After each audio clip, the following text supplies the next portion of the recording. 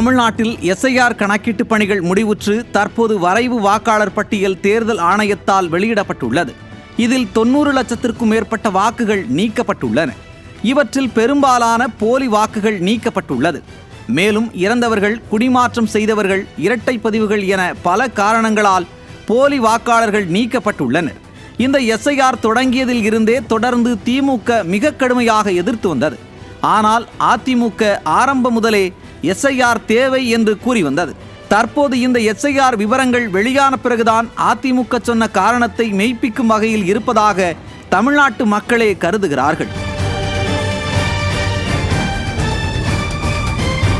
எந்த போலி வாக்குகளை வைத்து மக்களாட்சி விழுமியங்களை வளைத்து ஆட்சியை பிடிக்க திமுக நினைத்ததோ அந்த கனவு மண்ணோடு மண்ணாக போன ஆத்திரத்தில், பதற்றத்தில் பல்வேறு புலம்பல் நாடகங்களை அரங்கேற்ற தயாராகி வருகிறது திமுக என்று திமுகவின் திட்டத்தை மக்கள் மத்தியில் போட்டு உடைத்து பேசியிருக்கிறார் எதிர்க்கட்சி தலைவர் எடப்பாடி கே பழனிசாமி. மேலும் வரைவு வாக்காளர் பட்டியலில் பெயர் விடுபட்டு இருந்தால் பதட்டப்படாமல் புதிய வாக்காளராக இணைத்துக் கொள்ள தேர்தல் ஆணையத்தின் படிவம் 6 அல்லது இடம் மாறி இருந்து அதனால் வாக்கு நீக்கப்பட்டிருப்பின் படிவம் 8 நிரப்பி தேர்தல் ஆணையம் குறிப்பிட்டுள்ள அடையாள அட்டைகளுள் ஒன்றோடு சமர்ப்பித்தால் பெயர் நிச்சயமாக இணைக்கப்படும் என்றும், இதற்கு பொதுமக்களுக்கு உதவியாக அதிமுகவின் BLA 2 பாக முகவர்கள் உறுதுணையாக இருப்பார்கள் என்றும் உறுதி கூறியிருக்கிறார். ஆனால் எஸ்ஐஆர் தொடர்பாக திமுக எத்தனையோ பல்வேறு கட்டுக்கதைகளை அவிழ்த்துவிட்டு வாக்கு பறிபோனது என்று சித்தரித்து சதிவலைகளை விரிக்க திட்டமிட்டிருக்கிறது.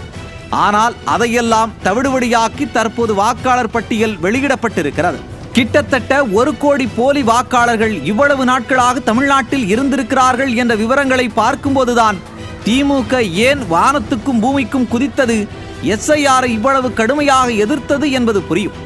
ஆனால் தேர்தல் ஆணையம் இந்த எஸ்ஐஆர் பணிகளை மிக கச்சிதமாக நிறைவேற்றிக் கொண்டிருப்பதால் திமுகவுக்கு என்ன செய்வதென்றே தெரியாமல் தவித்துக் கொண்டிருக்கிறது.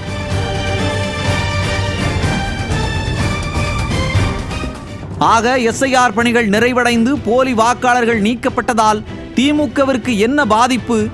எஸ்ஐஆர் தொடர்பாக திமுக போட்ட சதித்திட்டம் தவிடுபடியானதால் கவலையில் இருக்கிறதா திமுக என்று அலசி ஆராய்கிறது இன்றைய நியூஸ் ஜே உரிமை குரல் நிகழ்ச்சி.